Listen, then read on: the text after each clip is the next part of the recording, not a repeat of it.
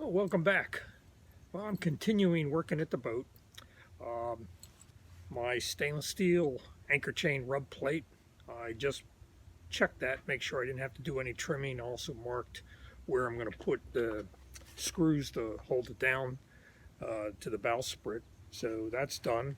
And now I'm just going to do some kind of light work.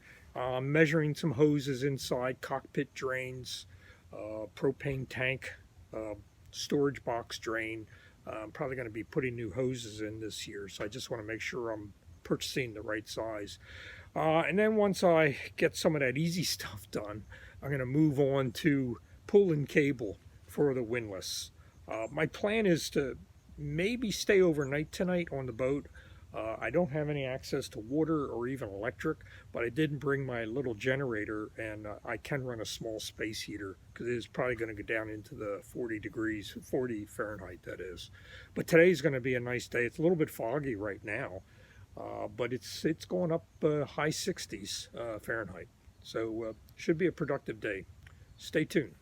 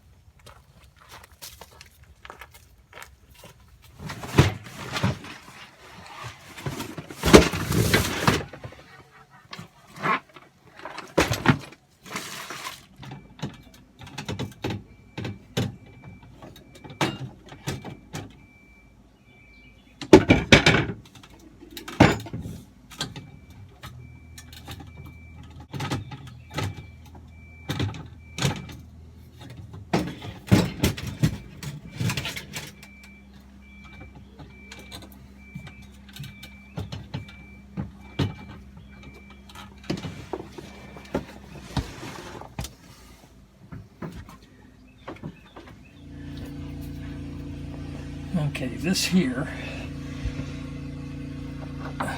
that's the manual bilge pump, and right above it is the automatic sump pump. And then these two lower ones are the cockpit drains, both of which I think I can get to without having to cut any part of the boat. Then the manual drain goes up and loops around, and then it comes right back into there. That's the manual bilge pump.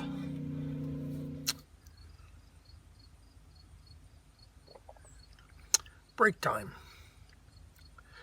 You know, this Anchor Windlass project is really turning into a total boat refit with, with the hoses. I was just measuring them and just doing a general check. I knew they're very old, 30 plus years old. But when I crawl down into the cockpit locker, which is where I get access to most of that stuff, there's cracks in the hose. I mean, they're really good hose, but 35 years old, they're going to get cracks in them. So it was pretty important to take some measurements. I'll be ordering hose, and that won't be as hard as I thought. I really thought I was going to have to get a saw and cut out pieces of support inside the boat to get access to some of the hoses, but I'll still have to take a few things out, but things that are bolted in and that I could easily put back. So it'll be time consuming, but I think it's doable. I can get my body contorted into some of these positions to get these hoses off, but I'll be cutting the hoses off because they're, wow. Even the ones that I had to pull off just to check the internal diameter, boy, I worked my butt off on them. So yeah, total boat refit.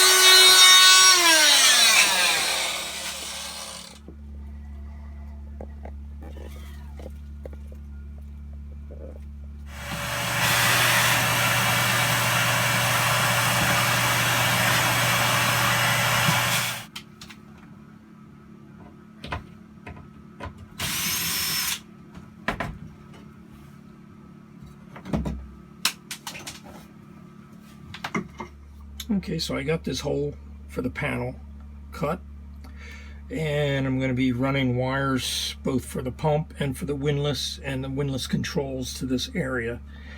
I have a bus bar there, which is there's a negative on the left and a positive on the right. I probably will move that and then make some room for the windlass solenoid. I'm going to put that in here, and that way, and I can run, well, excuse me, that way I can just run the wires straight up under that ledge there. You can see there's other wires that are tucked up under there, and that runs that ledge, which is really a liner on the boat between the hull and the cabin. Is actually another liner that runs the full length of the boat. You can see all the way aft to where my heater is. It runs all the way up through here, all the way up to the bow, all the way up into the anchor locker. So the only disadvantage of that is the cables are up high in the boat, you know, so the weight is somewhat high. It's not the worst thing in the world. The cables aren't that heavy. The other option was to run them below this shelf, either right below it or all the way at the bottom here.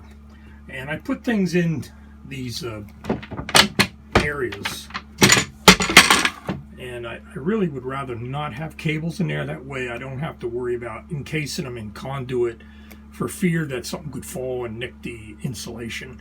Plus, once I got to the front of the boat, I have to run vertical anyway to get up to the top of the anchor lock. Otherwise, I have to drill through the bottom of the anchor locker and case it in conduit there, because it's going to be right next to the chain. So this seemed to be the best way to do it. And then to get to the battery, the cables just tuck down right there and go down under here and then under the quarter berth.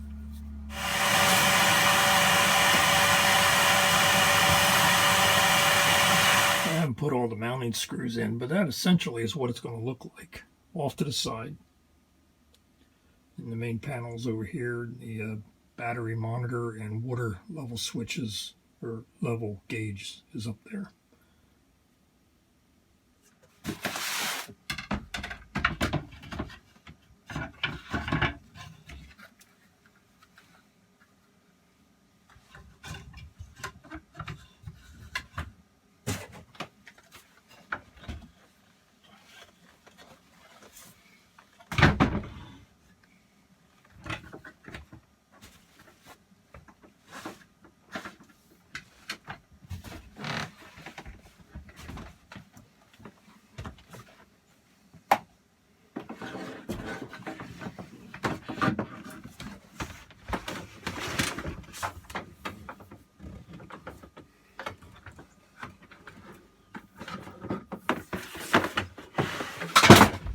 I've hit a little bit of a obstacle up in that corner. I put spray foam up there years ago when I installed this air conditioner. And the reason I put spray foam up in the corner was to keep air from leaking past the air filter and pulling like moist air up out of the bilge. So I kind of thought I might have to take the air conditioner out of here. The cable is going to run way, in fact there you can see a little bit of spray foam up there, but it's got to run up in that little corner, and I think the only way I'm going to get to that is to take this unit out. I thought I had to. I was hoping I didn't, but yeah, I have to. So a little bit of an update. I didn't have to pull out the air conditioner, but I had to take the ductwork off the top, and I was able to punch a hole through some of that spray foam and start getting some wires pulled through here. So that made it a little easier. This air conditioner is really wedged in here, and it would have been hard to get out.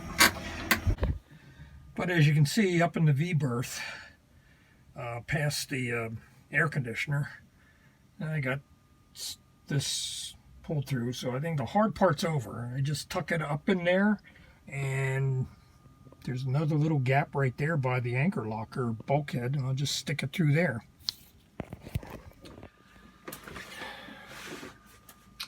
Well, I think I'm about done for the day. It's about almost 4 o'clock, and I'm getting pretty tired. I got all the big cables pulled and also the control cables pulled, at least all the way to the bow. I still have to pull control cables to the helm, but that should be pretty easy by comparison. But as you can see, the wires are tucked up under here. You can't see them. I put in some little wooden supports. I glued them in, so that'll cure over the night.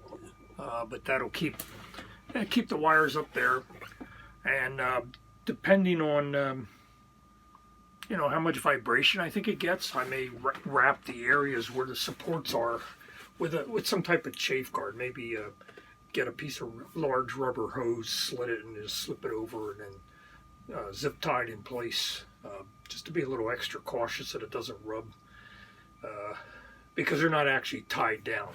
So, but that worked out pretty well. I had, I'd say about, on the roll, I have about 3-4 extra feet of the big heavy cable to spare.